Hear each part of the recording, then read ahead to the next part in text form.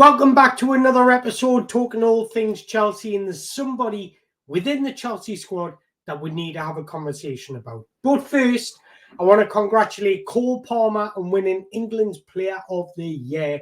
Fully deserved. Well, despite not starting a game in the Euros, he still picked up the trophy. I think that tells you a lot about Cole Palmer, but it also tells you a lot about these England players. England play tonight. And for me, you build a team around Cole Palmer. He is that good. He is that good. He needs to be that number 10. For me, he starts in that position every day and twice on a Sunday. So if that means playing Jude Bellingham to fit him in the side as a false nine, so be it. Lee Carsley started Anthony Gordon as a false nine for the under-21s and won a tournament. So there's no doubt he can get that tactically out of Jude Bellingham.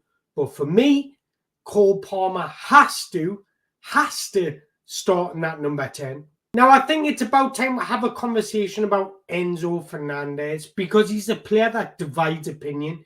You either absolutely love him or you absolutely hate him and want to see him replaced. For me, I'm in the category where he's got a unique skill set. So in possession, I think he's got a unique skill set. He's got a lot of skills that a lot of players don't have. And I think, but there is one thing that does let him down. That's his athleticism, especially in the Premier League. Now, let me dive a little deeper on that. His biggest weaknesses are he's not an athlete. He can't get around the pitch like you would expect or want him to.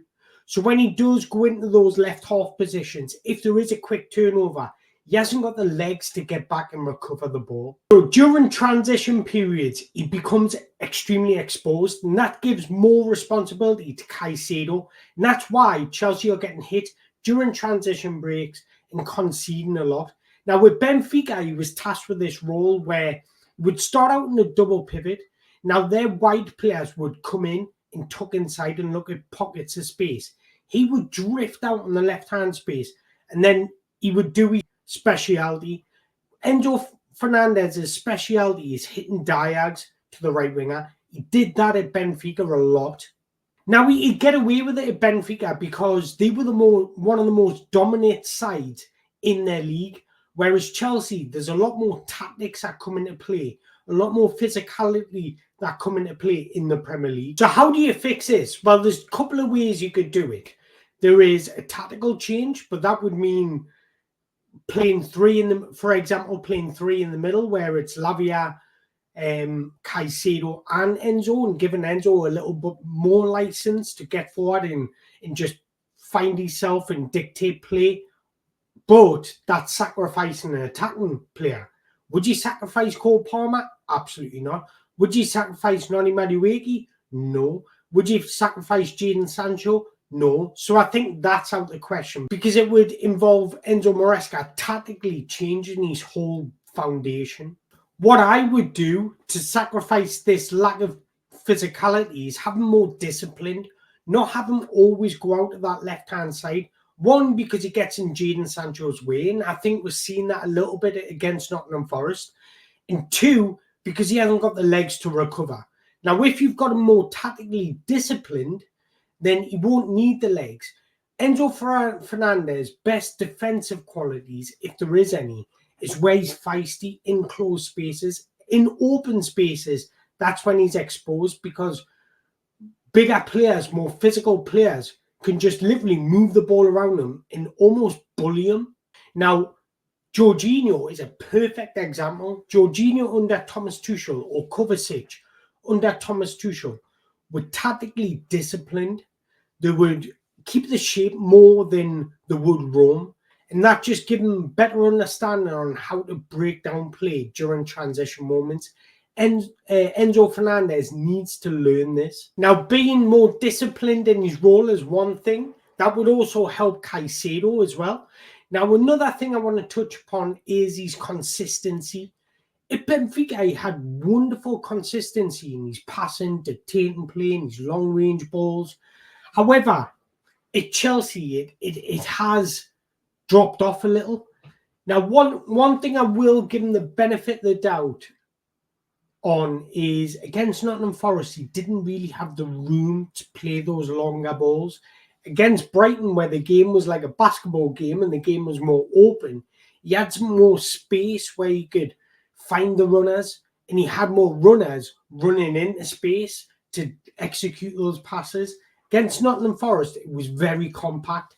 Nicholas Jackson couldn't make them runs he wanted to because there wasn't much space to do so. So he had less space and less options to execute those passes. Now, one thing I will say as well is he does well in forward passes, but he doesn't do well at the minute, in progressive passes. Now, the difference is a forward pass is just simply a forward pass, passing the 5 yards or whatever.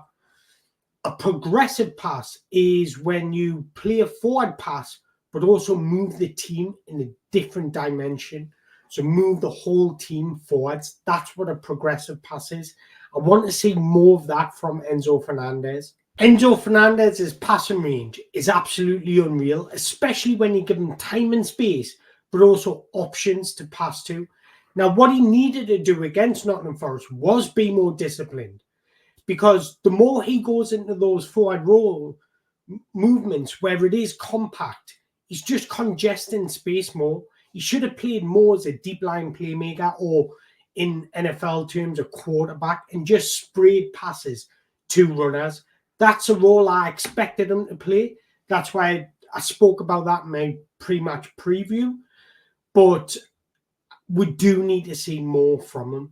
Now, another thing I want to touch upon is during transition moments, he reminds us a little of Jorginho, where sometimes it doesn't look like he's trying to get back and he's a bit lackluster, and sometimes he's got the attitude where it's, oh, I'll just let this one go.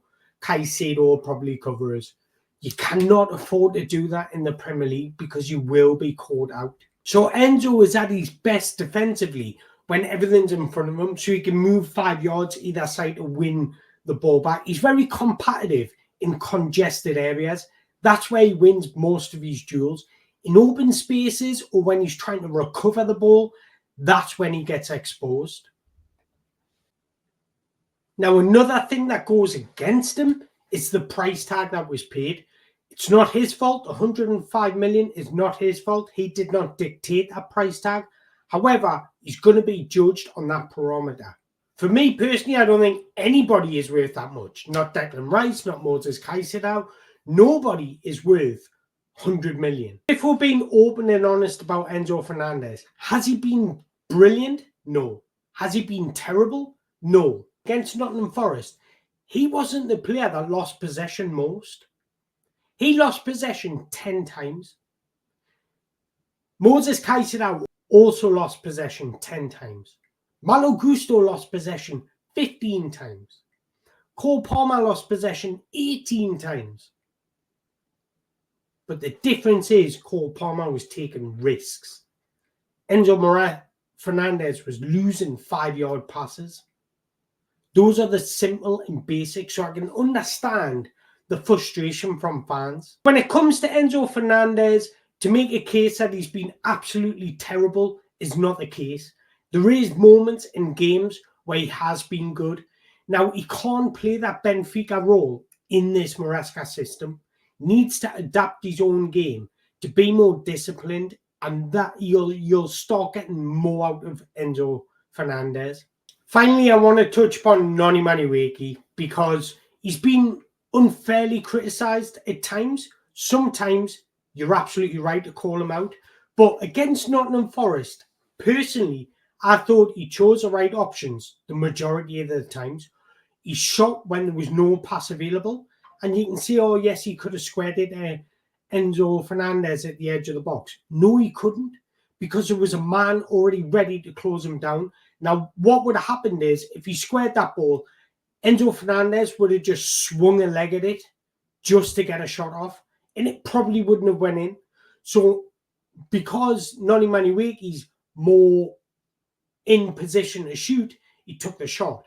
Now, when he went on the outside and looked to put a cross goal on his right foot, but it went over the ball, I think he just actually mishit the ball. I think if you look at that look at it from the angle behind him, he gets it all wrong. What he's trying to do is hit it hard along the goal. And why he's doing that, it's choosing the best option because it can take a deflection and go in or whatever. But he just actually mishits it and it goes slightly outwards. So I think, look, he's absolutely frightening for defenders. If I'm a fullback, I'm having sleepless nights coming up against Noni Madueke. He's made the... I had a look at some stats. Against every Chelsea winger, he ranks first for key passes, first for shot-creating actions, second only behind Jadon Sancho for passes into the penalty box, and second only behind Neto for crosses into the penalty box. So to just say, oh, constantly in always shoots, it's just wrong. Granted, I hold my hands up, he doesn't always get it right, and he doesn't. But what if Enzo Maresca wants him to shoot? What if Enzo Maresca's telling him to cut inside and have a go?